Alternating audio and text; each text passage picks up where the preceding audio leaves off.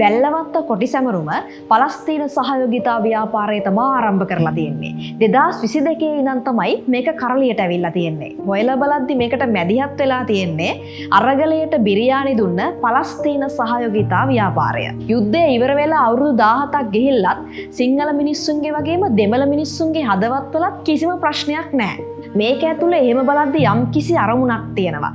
සිංහල දෙමළ නැවත ජාතිවාදී අරගලයක් ගැටුමක් ඇති කරන්නයි මේ උත්සාහ කරන්නේ. පලස්තීන සහයෝගිතා ව්‍යාපාරයේ සභාපතිතුමිය මේ වැල්ලවත්ත සැමරුමට කලින් තමන්ගේ සෝෂල් මීඩියා ඇකවුන්ට්ස් වල ෂෙයා කරනවා සුදු මල් පොකුරකුත් අරගෙන වැල්ලවත්තට එන්න කියලා. ඒ වගේම මේ සැමරුමේ හිටපු ගොඩක් අය කලින් ඉඳන්ම පලස්තීන සහයෝගිතා ව්‍යාපාරයේ එක එක රැස්වීම් වලට සහාය දක්වන්න ගියපු අය.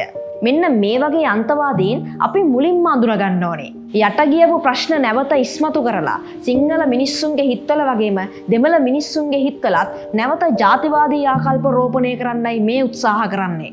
අපේ රටේ සාමාන්‍ය මිනිස්සු වගේම දේශපාලන නායකයනුත් ගොඩක් තැන්වලදී පලස්තීනය වෙනුවෙන් පෙනී ඉඳලා තියෙනවා. අන්න ඒ නිසා මේ වගේ අත හපා කරන වැඩ විතරක් නම් කරන්න එපා. අපි මේ ළඟකදී දැක්කා ලංකාවේ විදේශ අමාත්‍යාංශයේ ළඟ පලස්තීන සහයෝගිතා ව්‍යාපාරයේ විරෝධතාවයක් තිබ්බා. එතන හිටපු අය තමා එදා මැයි 19 වැල්ලවත්තට ආවේ. මේකේ යටි අරමුණ ගැන විශාල ප්‍රශ්නයක් තියෙන්නේ අන්න ඒ නිසයි. පාර්ලිමේන්තුව ළඟ තියෙන රණවිරු ස්මාරකයේ අභියසදී විමල් වීරවංශලා වැටි හරි රණවිරුව සමරද්දී ඔවුන් කාලාන්තරයක් තිස්සේ සහාය දක්වපු පලස්තීන සහයෝගිතා ව්‍යාපාරය මෙන්න මේ විදිහට LTTE කණ්ඩායම් වලට සහාය දක්වන්නේ මොකක්ද කියන එක ගැන අපිට විශාල ප්‍රශ්නයක් තියෙනවා. ලංකාවේ දේශපාලන නායකත්වය විටින් විට වෙනස් වෙද්දී එක එක කණ්ඩායම් වල වගේම ව්‍යාපාරවලත් යටි අරමුණු කාලෙන් කාලෙට වෙනස් වෙන්න දීලා බෑ. මොකද මේක අපේ රටේ අඛණ්ඩතාවය ගැන තියෙන ප්‍රබල ගැටලුවක්. ජනතාව විදිහට